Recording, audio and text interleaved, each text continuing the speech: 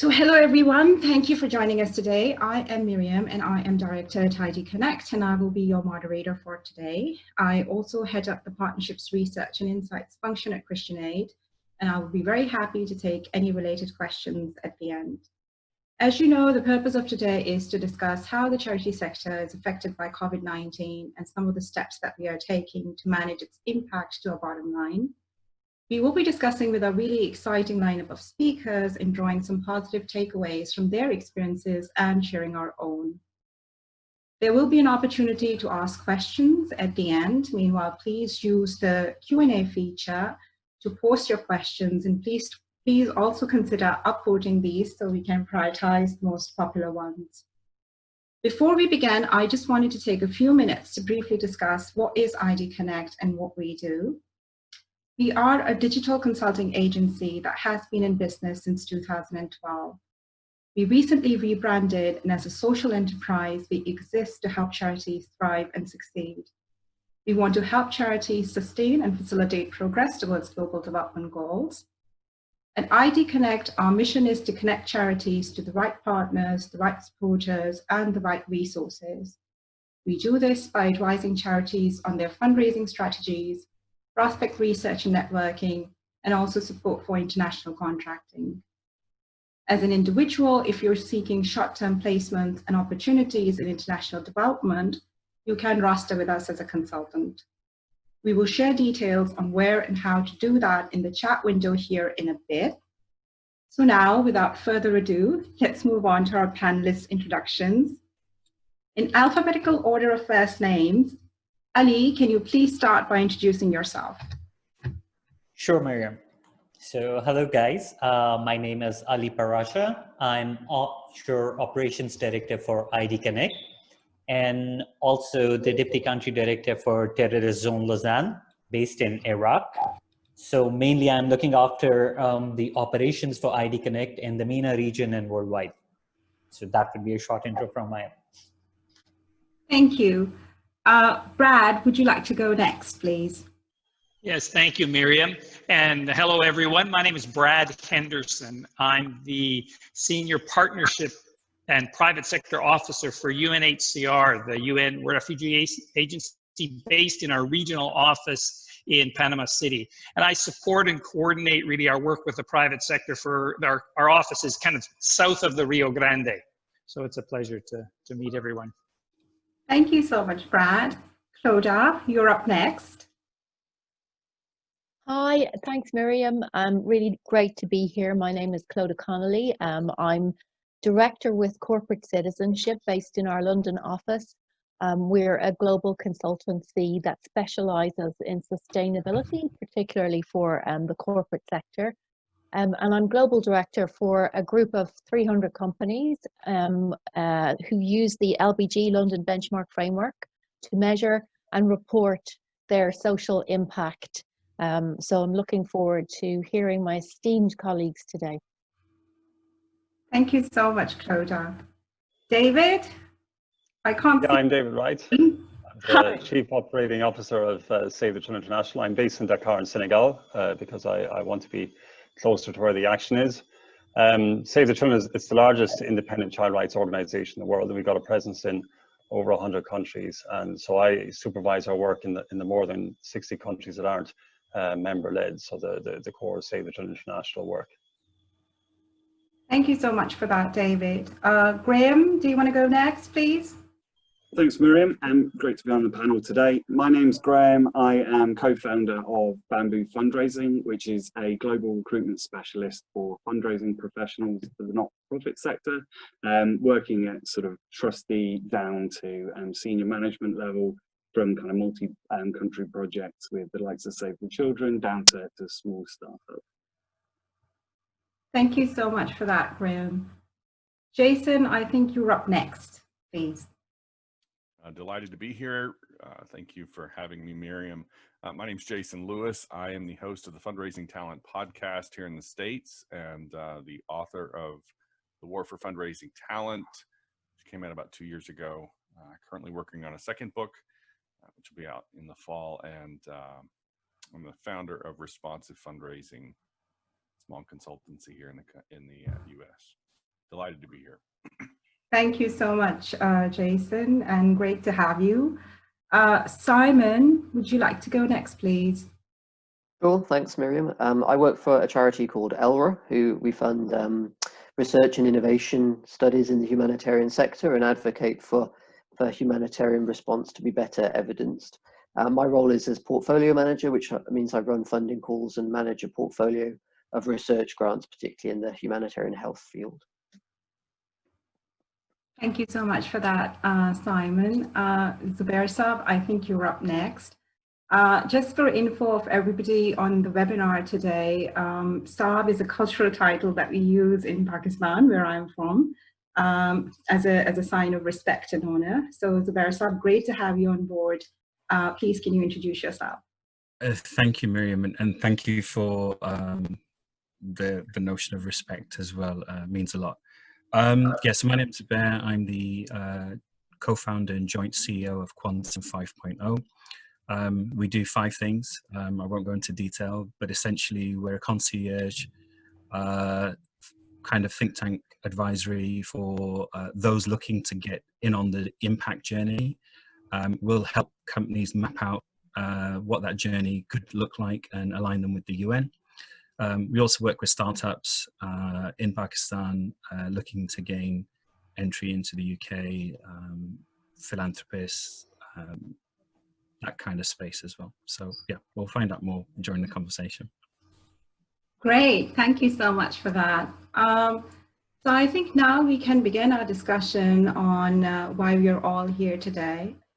And I think, I'd like to begin with what's really the pressing issue and the pressing question in everybody's minds.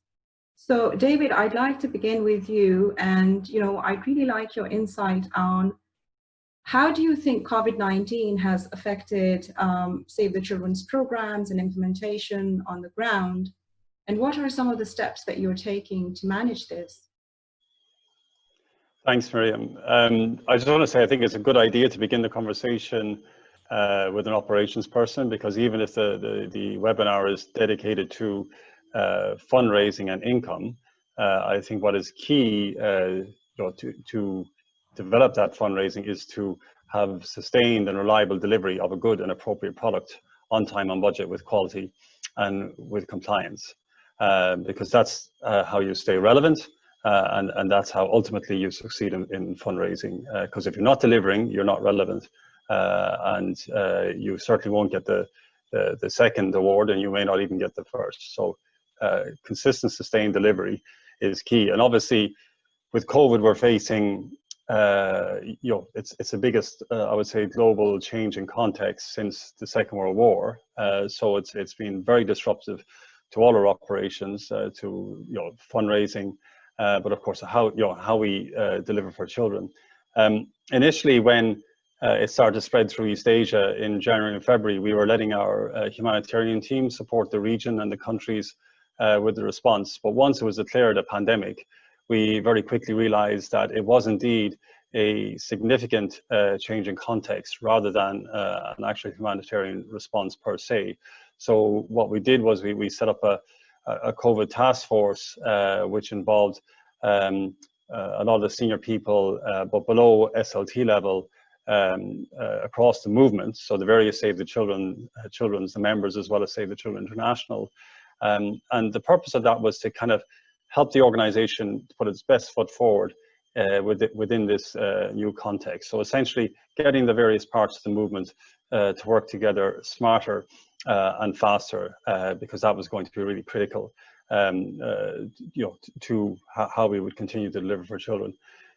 Now, once the task force is up and running, it started, of course, to deliver products and guidelines for the organization.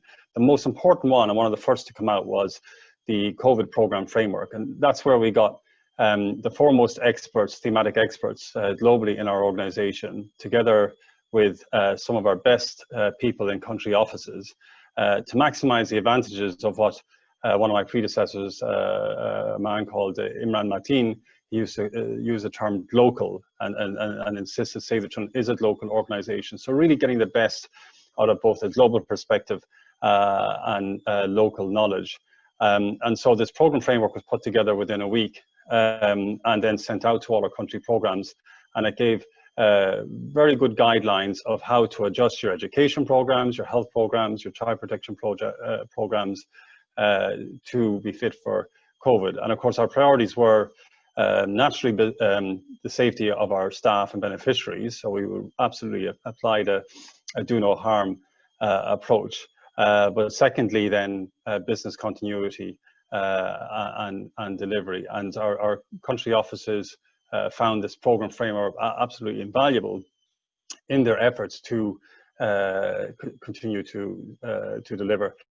So much so that they actually shared it a lot with local NGOs in a lot of the countries and with peer organizations, and it was very well received. And we use the education component of it as kind of the first step in putting together the INE guidelines, the guidelines for emergency education or for education emergencies. We got input from other organizations, and so those global guidelines now were largely based on that. As countries started to shut down, as I said, we did employ the do no harm approach. We where we could, we got essential worker status, so our teams could still move around. And we really encouraged an entrepreneurial approach with our local teams, combined with the program framework. So our teams on the ground, didn't have to invent everything from scratch, but they were able to use that to adjust and use their own ingenuity and entrepreneurial flair in each local context. So applying this global framework to local context. So we had to rethink things like training. So a lot of our development work is about getting governments, whether they're government health workers, education workers, child protection workers, into hotels and training them on a new way we've worked on with the government of how to deliver for kids. So all those trainings had to go online, and we distributed dongles to those government workers. We held the webinars, and we continue with the trainings. Where we were doing distributions, we had to quickly design distribution centers that would ensure physical distancing. So people who were coming for food or whatever it is they were getting, that they were not putting themselves at risk, and they could still get the vital support that they needed. In various country programs, we looked at education, worked with it. We had to use a mixture of technologies with education, because if you go all digital, you don't get the hardest to reach and most marginalized children. So a mixture of online technology, a mixture of radio, distributing radios to households.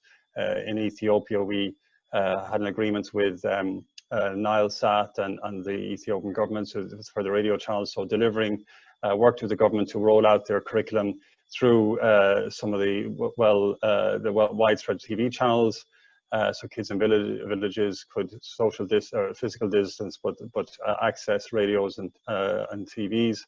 And then for our child-friendly spaces, which are kind of our signature work in refugee camps, of course, we couldn't do that anymore, but they're usually governed by local child protection committees. And so these committees started sensitizing the communities to be on the lookout for symptoms of stress. And we did more one-to-one visits. So we invested more in local counselors and had them go and give kids face-to-face attention, but with the necessary PPE and protocols in place to ensure that they and the children remained safe. And then we also distributed play kits to individual families, so kids could play with siblings and get a sense of normalcy to their lives. And then the last thing I would say that we did was we established then a learning space on our intranet, so that our various field teams could directly go on and put on this learning space that was accessible to all our staff, innovations that they had come up with in meeting particular challenges with COVID in the various places they're working. And then other teams who actually could not surmount a particular challenge could then put that question on that space. And then a team from another country might go, who had faced a similar challenge and come up with a solution, were able to go on and propose solutions. So it has been extremely challenging. Lots of hiccups along the way, lots of confusion, but 4 months down the line, our country offices have, I would say, are 90% caught up on where they should be. And depending on how the context goes the rest of the year, but I think we are in the best possible position to meet the challenges ahead.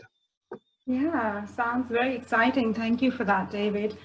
I think one thing that you, or one term that you use, cloacal, I'm, like super sold on that, because I think this is definitely, so the pandemic is global, but how we are responding to it is very local, and how response, or what response looks like here in the UK would be very different from what it may look like in Africa. And it's great to hear that so much information exchange and knowledge transference is going on at the field. I also recall this from my own time in the field. But I have to say that in my experience, we are not particularly organized in that way at, like member office or global headquarters level. And it would be good to have that, that kind of interaction or exchange with our peers or other organizations, but it doesn't really happen as often as we would like. On that note, I think, it's really important for us to understand how, fundraising is affected, not just here in the UK, but a global perspective. And, and particularly, I think, many of the donors that fund programs in implementation countries like in Asia or Africa would do so in some sort of like a consortium arrangement or coalition with UK donors. Many of the donors that we have in the US would enter into partnership kind of agreement with donors here in the UK and fund programs together for joint impact and all of that, in Africa and Asia. And I'd really like to understand from Jason, what would you say has the impact of COVID-19 been on fundraising in the US, but also globally, and what do you think in your experience organizations, charities, and also donors are doing to manage that? Yeah, thank you, Miriam. As I said earlier, I have thought about that question, and as representing an entire country, and a country who oftentimes thinks that we invented fundraising, I wouldn't be so arrogant to suggest that it's all ours and we think we're the best. I tend to get picked on a little bit, or I don't get picked on. I get accused of being somewhat contrarian and somewhat of a critic of the way that us Americans try to pull off our fundraising. So I don't mind being I don't mind speaking up and saying sort of what we're learning here. Miriam, I think the first thing that Americans are really figuring out right now is just the reality check on our special events. Americans love to pull together events, and there's not a charity in the country that not many of them that have not been heavily dependent on some sort of special event strategy, and that's really it's really hit them hard. I do think that the virtual event is initially sort of as a response to that is sort of really sort of earning its credibility. But I tend to think more pragmatically and more positive about the virtual event, that it'll actually probably stick around a little longer. So even as we return to perhaps some normalcy, I think the virtual event may be able to distinguish itself separately as simply an alternative to these gatherings that we do. So I talk to fundraisers several times a week on the podcast. A couple of things that I'm hearing, I do think there's sort of a panic amongst fundraising professionals in terms of metrics. And I think it's because of the uncertainty of sort of where things are going. And I think that's particularly important for those of us that are hiring and supervising these individuals. I think we need to really be thinking about what those expectations look like. And then similarly, I tend to hear a lot of a similar panic from leadership somewhere along the lines of asking. So less mature organizations are asking themselves, what's the timeliness of asking at such a time like this? I do think we need to be particularly cautious and careful with our fundraising staff. I'm also picking up a lot of movement. So I think in the last couple of weeks, I have probably been reached out, and I don't do recruiting or staffing, and my team doesn't, but I think we're going to see a lot of movement. Fundraisers moving from one job to another, and I think that's because of some of the anxiety that's being stirred up about what expectations are going to be. I think another interesting thing, Miriam, that I'm picking up on is I think the telephone may actually redeem itself during this time period. Donors are actually picking up the phone, particularly current donors.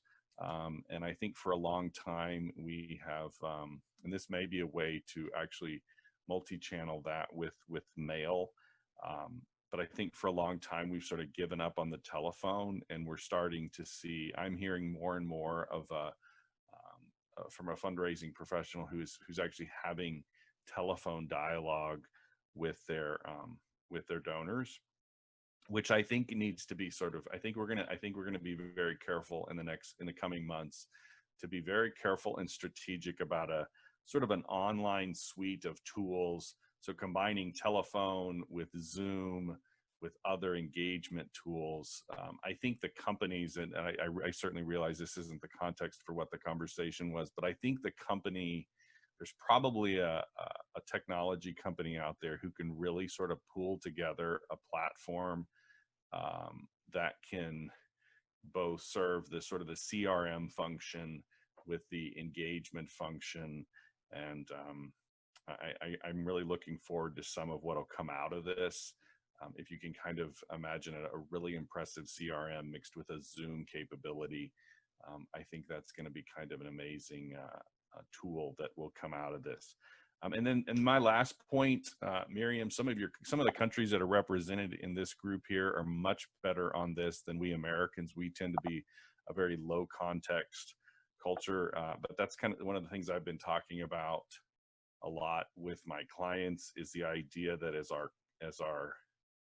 as we become more virtual, I think the expectation of high context communication is going to become more and more important.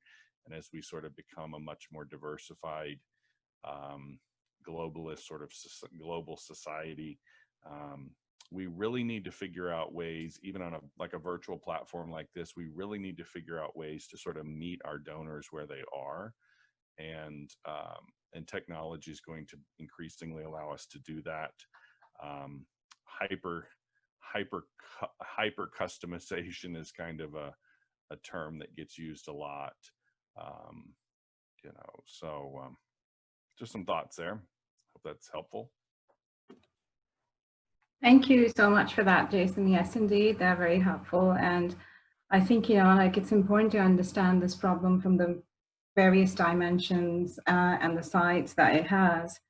And, I was totally impressed with what Save the Children is doing and how it's collaborating and coordinating on the ground. Equally, I am positively moved by some of the tips that you shared in terms of, doing more digital and, like a revival almost of telephone. We have noticed some of that in the UK as well, in particular, the study that was recently done by NCBO, which talked about, an overwhelming majority of charity organizations doing more digitally where they can.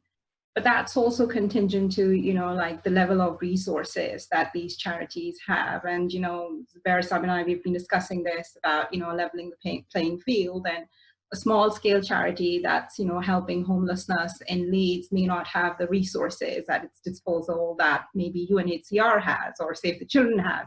So, we want to engage everyone and, share these tips where, like all our audience has that kind of takeaway. And I think, with that said, my next question is going to be to Brad, because the Latin America region where you are, Brad, presents the duality of resource mobilization and also implementation. So I think my question is essentially, would you like to share with us a little bit about the trends that you are seeing in resource mobilization action and how that's shaping the response of UNHCR and also your peers, and what steps you're essentially taking? Thank you. Yes. No, thank you, Miriam. And also I wanted to thank you, Miriam, just for asking me to participate, because, this opportunity to reflect a little bit on what's happening really has been very helpful for me to understand, my work better. So I appreciate the invitation. And as you said, Miriam, UNHCR, the UN Refugee Agency, is is an organization that actually does programming, but it also raises funds for its programming itself, and it raises funds to fund other organizations in their work. So it kind of has a vision on both of it. And my reflections today are really based on what I've seen since January and a broad consultation we did with over 300 of our partners in May in the region. And so what that showed to us is very much what David was saying early on, that immediately after COVID emerged, not only UNHCR, but our partners really went through this very quick reprioritization of its work, of its program. What does this mean? And we, you know, what was evident is that a number of new approaches to work, especially for UNHCR, where we work with refugees, displaced people, and asylum seekers, to use mobile technology, applications, the internet, to share information, deliver products and services, and assess vulnerabilities. So what we had was this technology application to the work, at the same time respecting the social distancing and the quarantine requirements that are quite widespread and quite strict in many countries in the region. So we have some very interesting things. I was also struck by, I think, Jason's comment regarding about the virtual visit. So not only was our program people using it for to reach out to our people of concern, but we were also using virtual visits of donors to bring them to refugee centers so that they can see and experience our work, which actually has been successful in terms of resource mobilization. Now, I'm sort of an optimistic person, and I'm hopeful that these new ways of working have the potential to both, you know, make our programs more accessible, hopefully, you know, making it the people that are more vulnerable a chance to access these services, and help us to reduce our costs. So I personally think that these innovations have the potential to make our work more attractive to fundraisers, to donors, and these high impact, cost effective programs I hope will continue on after COVID lessens. It has opened new doors for us. You know, UNHCR is on track for to meet its fundraising goals for this year. In fact, a bit ahead of schedule. Now, what we don't know is if we're actually brought some of that funding that we get later in the year forward. We will know that by the end of the year, but results have been positive. And what's also interesting is we are at record levels of in-kind contributions. And in fact, UNHCR received its largest ever in-kind contribution. Now, many of these contributions are related to PPE, I'm sorry, you know, and health. In fact, that was what the largest one did come for. But besides those kinds of contributions, the disinfectant, the masks, etc., we are having those kinds of conversations with others that's generating support for refugees and even helping our operational efficiency. So I really think this is kind of being driven by this global pandemic and this desire for many people to be a part of the COVID response, not only traditional donors, but you know, new donors. So there is an opportunity for new donors for innovative solutions. I think our job is to find ways that they can participate so they can see and understand our work. So I think that's kind of my first reflection about what we're seeing in at least in Latin America. Second thing I did, again, kind of like the silver lining kind of thing, is that you know, I personally believe that trust is essential in our work. You know, being able to build trust between donors, between organizations, creates fundraising opportunities, but also partnerships, and it helps us go faster. It helps us leverage resources and innovate. And I'm not sure if many of you follow this trust barometer. I think it's Elderman's trust barometer. It's a global ongoing study of trust. It breaks up, you know, it analyzes trust across the world, and, you know, breaks down trust in 4 sectors, you know, like government, NGOs, the media, and business. And historically, for the last few years, people have been trusting those institutions less over time.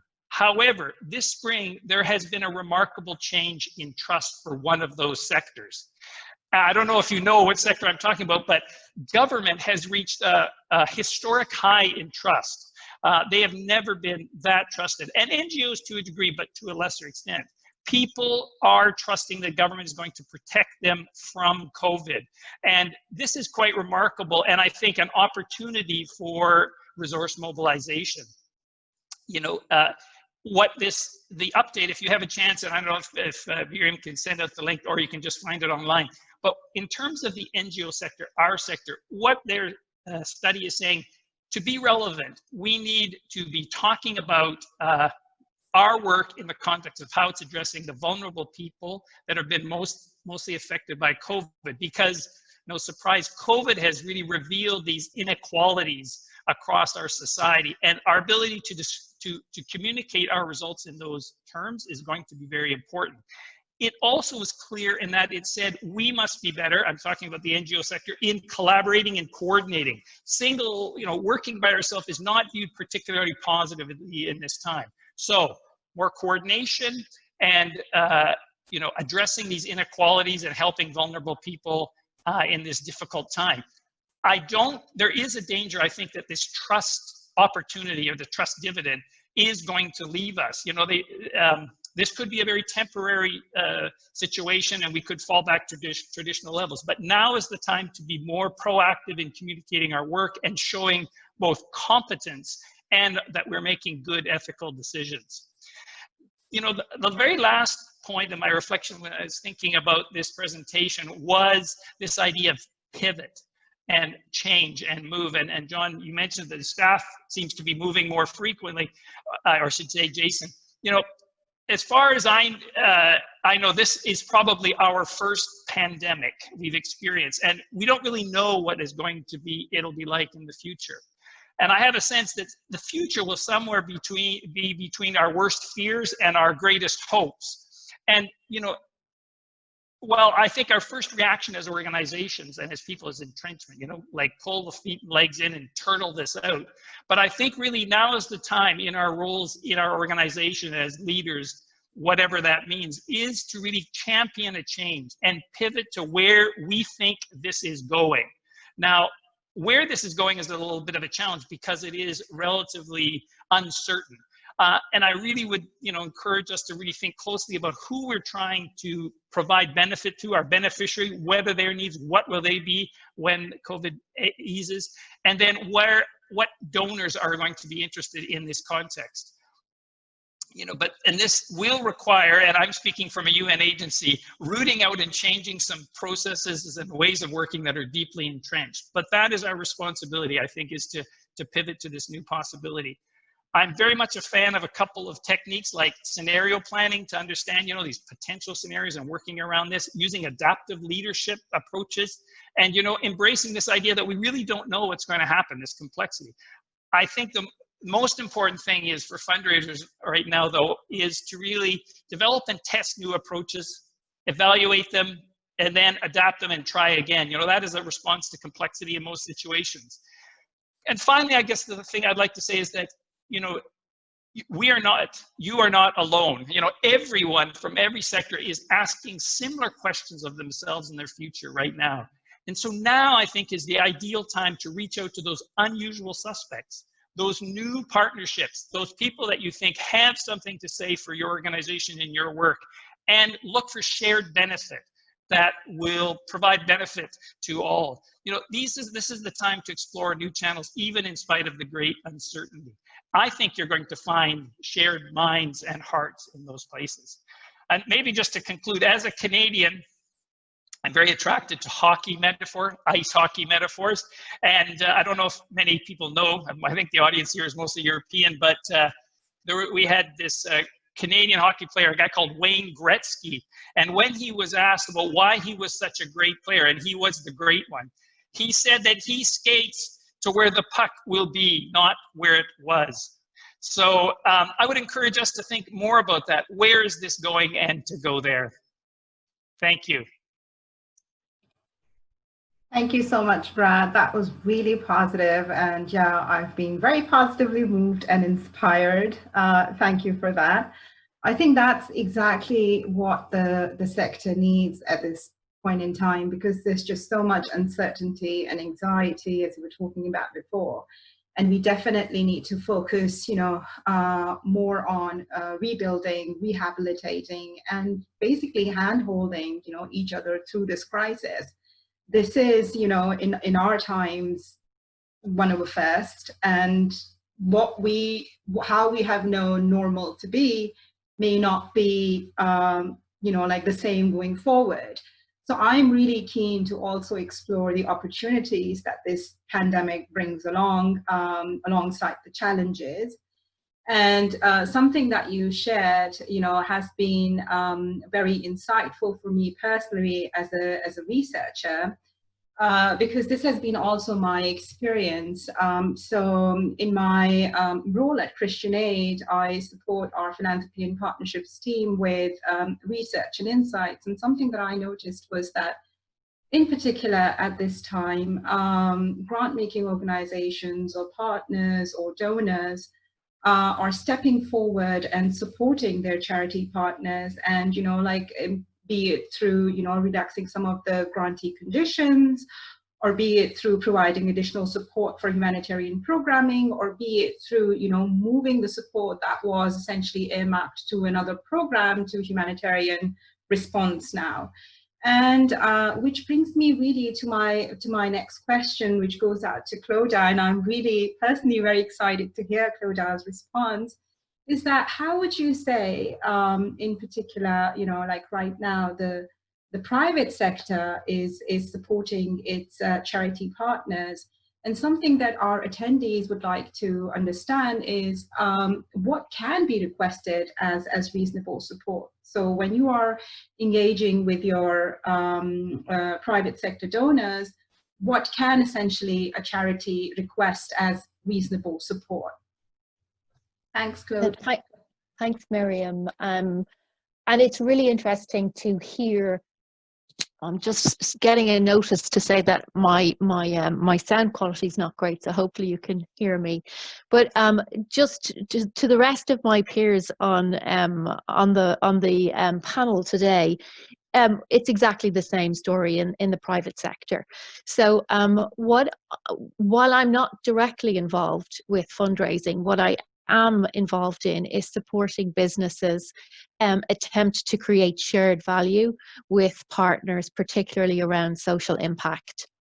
And a lot of the work that I do is supporting them measure that impact, and in particular substantiate their storytelling, which from, I think it's Brad that just mentioned the Edelman Trust Barometer, which also has a particular section in relation to the private sector. And we have about 300 companies who work with us on this around the globe. And what they are looking to do is maximize their impact through that shared value and partnership piece. And there's a couple of things before I go into what has actually happened for that private sector, which I'm happy to give previous discussions. And I think there's a couple of different, from the private sector position, there's a couple of differences. So when you have partner organizations, you have those small partners and you have the very large partners like David. And then you have existing partnerships, and so the relationships with those existing partners, and then you potentially have new partnerships. So there's kind of 4 different layers that they're working around, along with that whole piece around attempting to manage what's been going on in their own businesses. So from a private sector position, and something that we looked into, so to set the scene, what we looked at was we polled them to ask them what was currently disrupting their activities. And this was quite early on in the pandemic, and they came back to say that there were 3 key areas. One was the difficulty they were finding in reaching those who were most vulnerable, ensuring the mental and physical well-being of their own staff, and maintaining their supply chain and critical infrastructure. So they were the 3 key things that they were attempting to mitigate. And in overcoming that, how they did that was obviously changes to workplace practices. And so that immediate and very sudden shift for quite a lot of private sector to working remotely enabled more remote volunteering, and then changing the beneficiary focus, so facilitating more fundraising through remote access and remote support mechanisms, something that many private sector companies had never thought about before. And then the other thing was reaching out directly to partners. So the majority of those of our clients who were engaged with their partners reached out very quickly and early to find out what was going on and how they could help. And it was that resonance in terms of partnering for effectiveness from a very early position. So when a fundraising attempt was made and a partnership was created, the more effective that partnership and the more true that partnership was to with an intent to create value, the more likely that the corporate partner reached out directly and early to say, okay, we're affected, how are you affected, how can we help? And what we saw was, we saw a couple of different reactions, and I'll give you some examples, kind of thumbnail case studies, if you like. So there's quite a large financial entity in the UK called Provident, and they were keenly aware that they had quite a significant amount of expertise and support that they could give to in terms of funding to smaller organisations. And they were really keen to get out to grassroots level organisations and try and help on the ground. But what they found was they couldn't. They didn't know how to through community foundations. So they went through the National Emergencies Trust, and they also went through several foundations that had been set up in the UK to get large amounts of funding out quickly to smaller organisations. So that was something that internally they were not equipped to do. And so needed intermediaries to support on that. Then we had the likes of Axo Nobel through Dulux made a decision quite early on that they would honour every single charity partnership and NGO agreement that they had, and that they would do that as part of their social responsibility and their citizenship act. And despite the fact that they were aware that those NGOs and charities could not or would not were in place, they decided that those payments would be made anyway. And that was what it would be to be a good partner.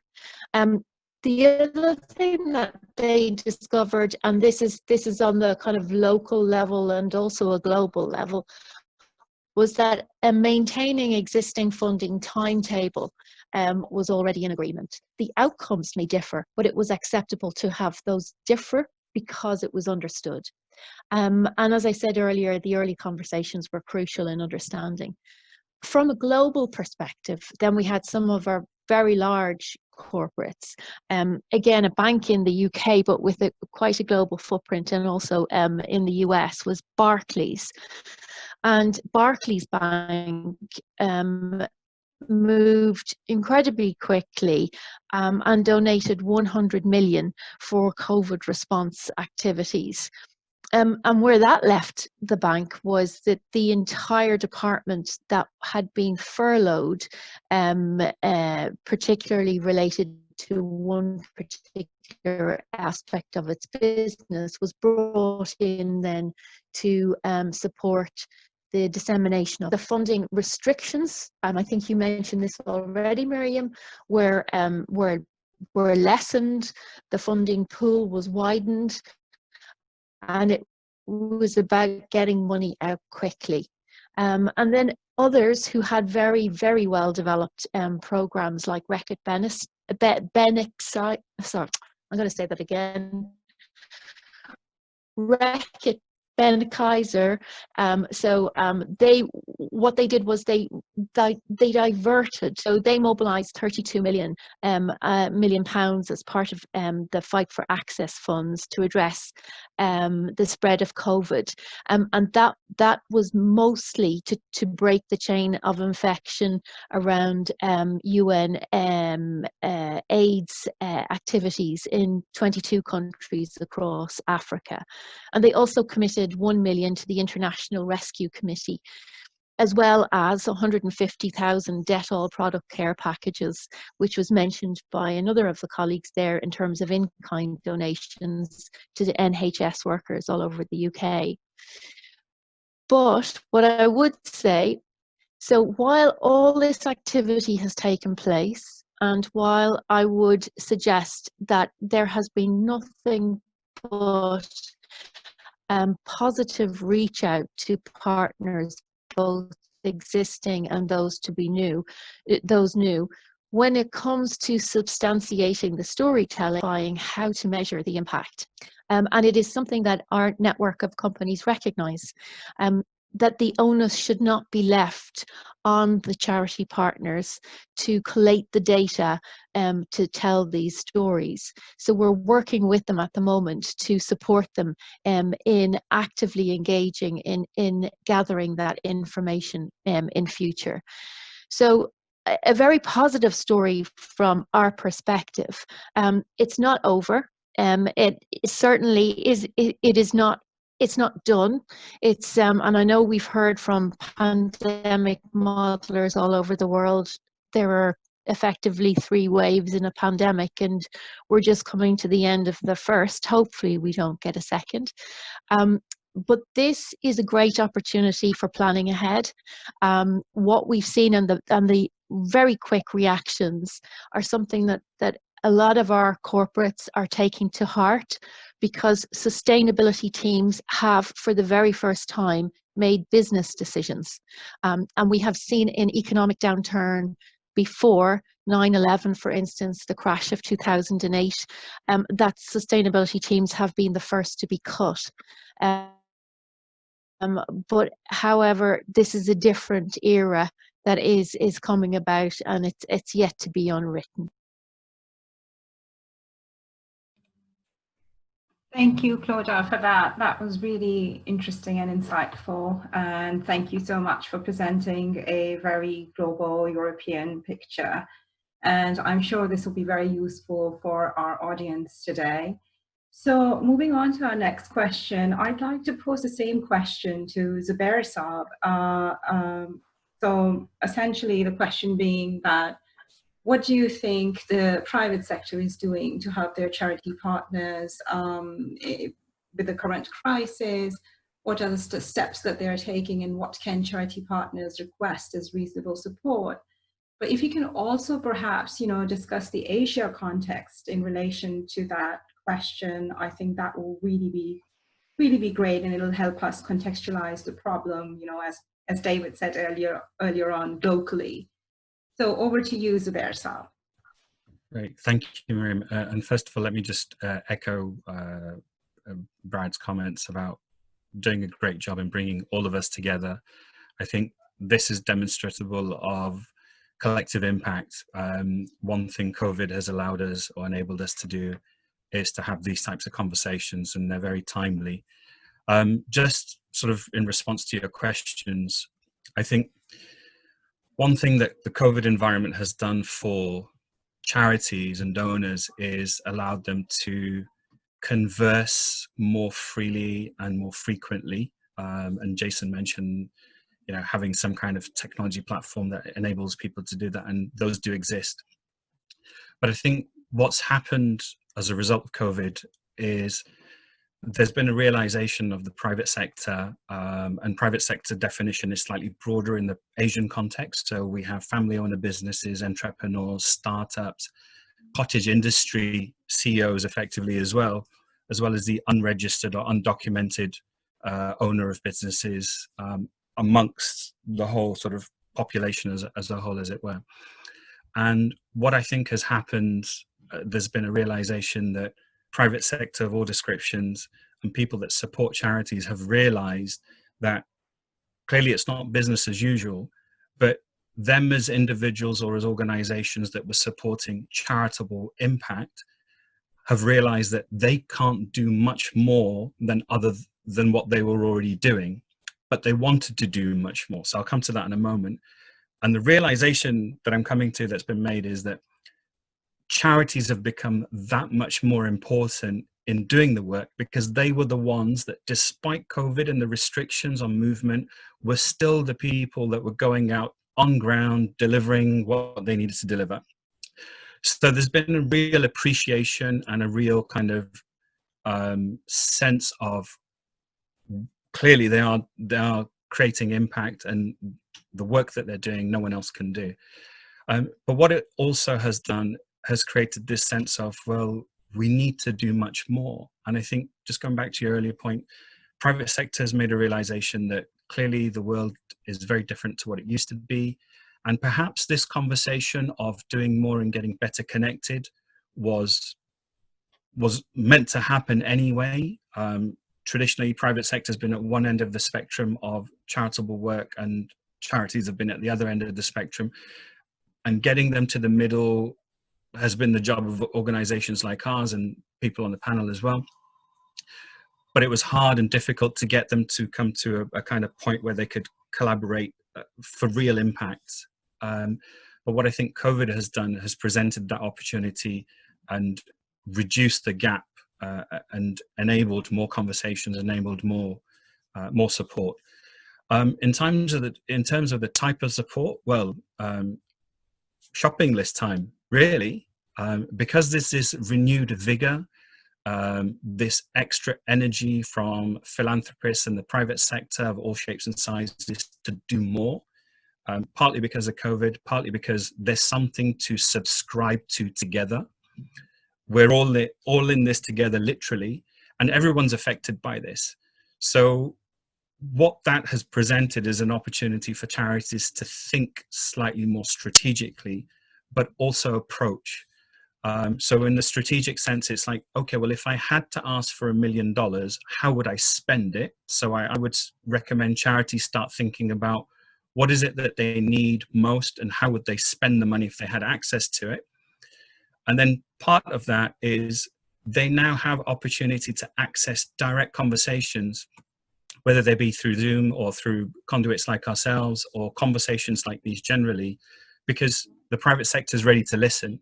And they also realize that giving money is not enough, that they have to dig deeper and dig wider and offer infrastructure support. So I'll give you an example. In the UK, the diaspora supports causes to the tune of 1.25 billion. And that's a mix of in-kind and in-cash support. So the in-cash is about 60-something%. And the in-kind is 31%. And that's the point I'm getting to. So you can make a different ask of your private sector partners where you couldn't before. You can have conversations that you couldn't have before. You can ask for the kinds of support to help you on your impact journey, because this decade is all about achieving the SDGs, but more so it's about the relationships behind it. And we're all striving for the same end game, as it will, end goal. We've seen philanthropists come on purpose-driven journeys. They're realigning their businesses. They're saying the same things that the UN and charity partners are talking about. And it's a culmination of many different things that have happened over the past years.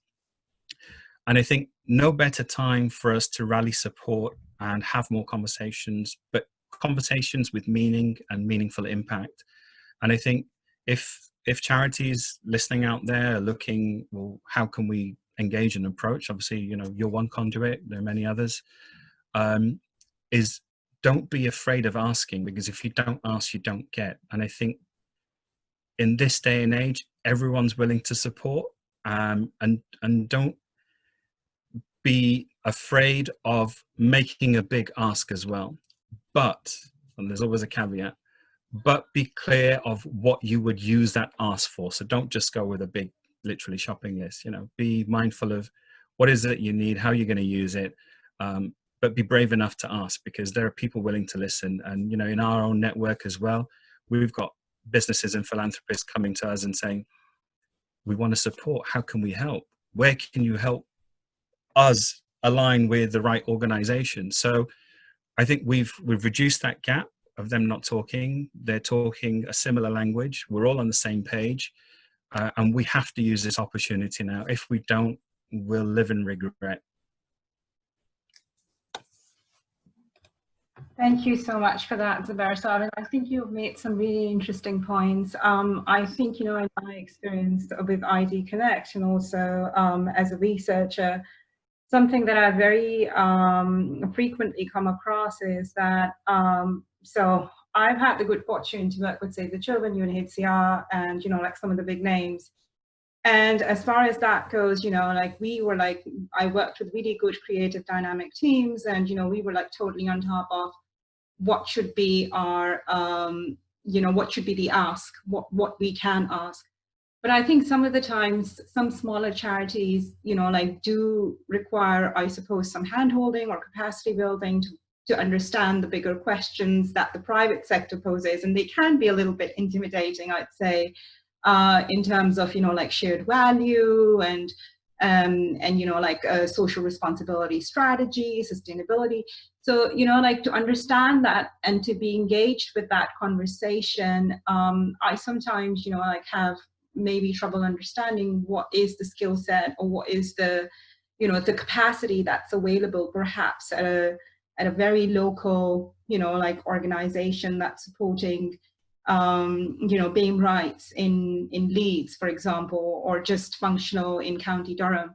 So, you know, it's important to kind of also not lose sight of that perspective. They are doing really amazing and important work. And I mean, I feel that, you know, a little bit of support from the right partners can definitely make a huge impact, you know, particularly towards the bottom line of these organizations. I guess, you know, like this leads me to my next question, which is to Simon. And I think we have discussed this, you know, from a charity perspective, from a private sector perspective, from an intermediary perspective. But I think what's really missing is essentially an institutional donor perspective. And we would really like to hear from you, Simon, on how your grantees are affected. And what is ELRHA doing to support them? I understand that the UK government had put forward a lot of support schemes, and we are very lucky and fortunate that we got to benefit from some of those here in the UK. But, you know, like, what does that actually mean vis-a-vis the external environment, you know, the upcoming DFID FCO merger? If you can discuss, you know, some of those salient points, that'd be great. Sure, thanks, Miriam. So I think from our perspective, we've seen both opportunities and challenges for the grantees that we support. So let me touch on both and try and be positive. I think on the opportunity side, we're an organisation that believes that the humanitarian sector isn't focused enough on a robust evidenced response. And so something like this global pandemic really heightens in all of our lives how much appetite we have for real-time evidence. And I think we've seen that from donors as well, and sort of the programs that that David and Brad was referring to as well. And so that's really positive, and I think long-term can build a case for evidenced and adaptive programming. And we saw that to some extent with the West African Ebola crisis, where research played such a strong role. In practical terms, what's that's meant for us is that we've been able to release additional funding through very urgent responsive research mechanisms to support new studies that are currently underway to try and provide quick evidence to policymakers. And that just had an amazing demand from across the globe, all sorts of different organizations that we'd never heard of, never granted before. So it allows us to build relationships. And as other panelists have mentioned, I think some of those relationships will build well into the future. So that's exciting. And as part of that, I think there's been a strong sort of leadership of involvement by lower middle income country organizations, either as the lead in these research studies or as just hugely important partners without which research can't take place when travel is so restricted. So I think there's an additional role and respect for those organizations. And then an appetite for the grantees across the different research studies potentially to work together. I think a lot of panelists have talked about us sort of being in it together, a sense of solidarity. And I think that sense really lends itself to working, you know, peer-to-peer learning and all of that. So those are some of the positive trends that we've seen. But of course, there have been challenges, particularly to pre-existing work as well. And one thing I've picked up in the last couple of weeks is there was very much in the initial stages, just a huge amount of understanding, as others have mentioned, that programming needed to be adapted. Everyone was working from home suddenly in these lockdown conditions. And now I think the conversation's moved to the next stage. COVID-19, the pandemic, its implications are with us for the medium term, and we're having to ask some demanding questions of our grantees. when can you restart, how long are you going to be delayed for, what is safe, what can be done remotely. Can you, in terms of the research aspects, continue research? Is it a priority? You know, we have a couple of studies in Cox's Bazar. You know, we expect large, COVID-19 outbreak there as a potential. Is sort of research on other topics, is that going to be a priority?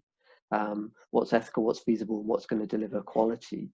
And how are you going to fund if you've had to pause your program activity or your research activity and still incurred staff salary costs? You know, where's the funding shortfall going to be made up from?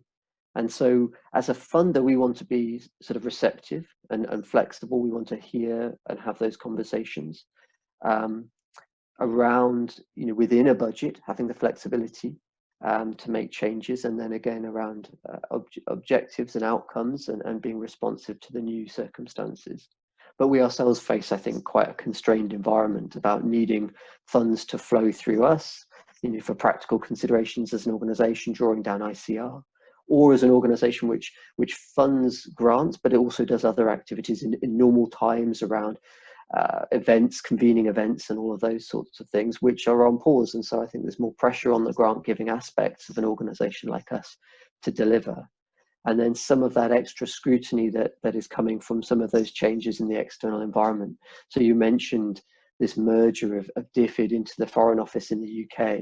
And I think the coupling of that with a recession in the UK and the squeeze on DFID's budgets here, or ODA here, but that will apply globally as well, I think is really putting a pressure on, putting additional scrutiny on what DFID is funding.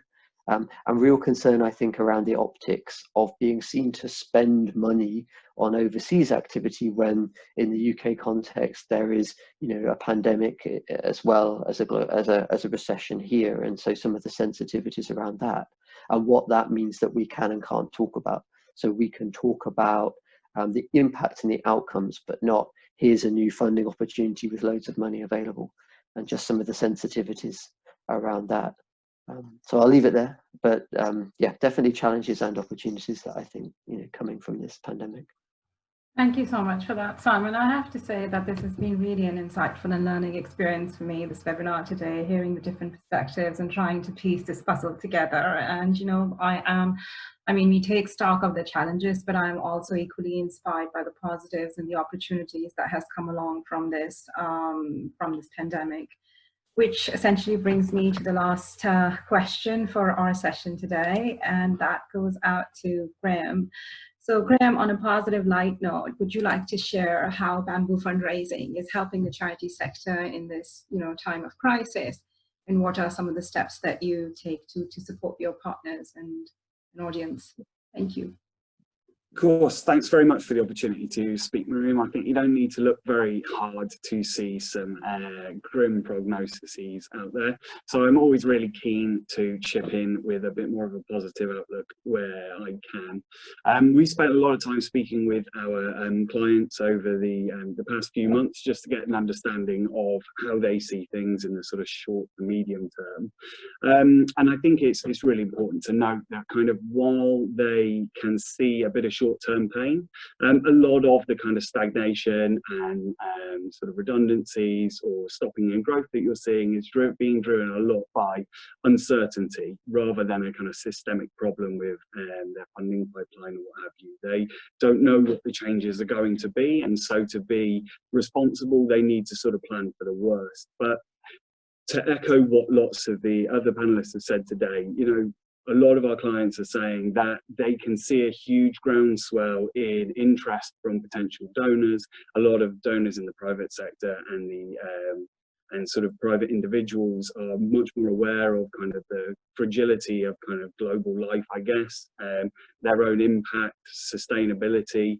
And so there is a lot of opportunity out there. I guess it's just there has not been such a massive context shift in living memory. And so organizations are waiting to see what happens and sort of looking to see where their resources are going to be best utilized, I guess.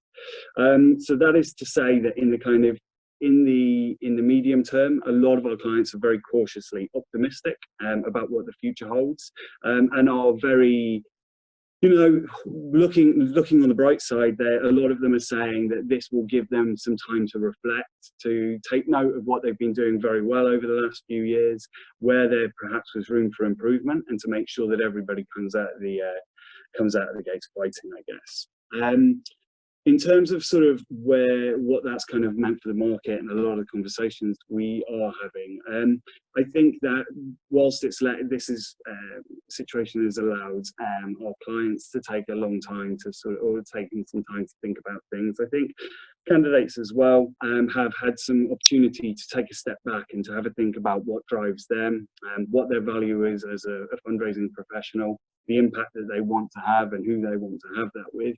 And in parallel, they've all of a sudden had it demonstrated to them what a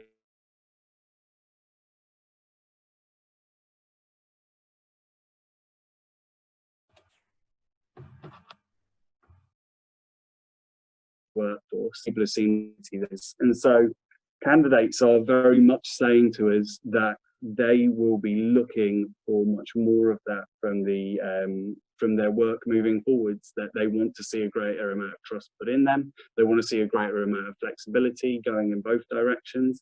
And I think the more forward looking of our clients, they can see that as well. They don't see a way back to business as usual. They can see that whilst we were already heading in that direction, this has been a bit of a landmark moment where it has sort of shifted things forwards, you know, a few years. And I think, you know, there is a prevailing opinion at the moment that organisations that try to go back to business as usual are going to struggle in the talent landscape when they're looking to either sustain or rebuild their fundraising teams moving forwards. In terms of sort of how we are able to work with our clients and assist them in these changing times, I think that this idea that persists of recruiters, that they are sat on top of a Rolodex of loads and loads of candidates. I mean, it's a bit of it's an old image, I guess. You know, the contact list is your starting point and not your end point. You know, a 12-year-old with any wherewithal and access to LinkedIn and Google could get themselves a fairly decent target list of candidates together in an afternoon. And actually, I think that where we add value, and what we have been saying to our clients for a long time, is that actually we're professional storytellers. We can really look at roles and understand where its intrinsic value is. You know, what's the story beneath the story? How can what are candidates going to connect with beyond just your mission? You know, what is your infrastructure? What's your collaboration look like? What resources do you have available? And I think that they have been helped along that journey, because where we have discussed this previously, people will see the value of it and then go, but could we just go forwards with the job specification we've had for the last decade and the wording we've had for the previous 2 decades about this role? And so with COVID and the sort of just physical limitations that's had in place, we've had to work with a lot of our clients to build virtual office tours, to have their various team members record short videos, introducing themselves and what their part in the team is, building kind of interactive organograms that demonstrate where the collaborative routes of working are, who the different people are, how the teams fit together. And candidates have come to us and said that, do you know what, I would never have looked at this charity previously. They didn't look like they were my bag, but having been able to look at it in this much depth, to be able to see how this all fits together, this is something that's of real interest to me. And so I think this is something that we can help people put together, but I think the market is really take forwards, which is if you tell people a story, they're much more likely to engage with you. I think it's something that the sector really got to grips with in terms of donors and looking after your donors properly, and now it's something that will be really brought to bear within candidate attraction.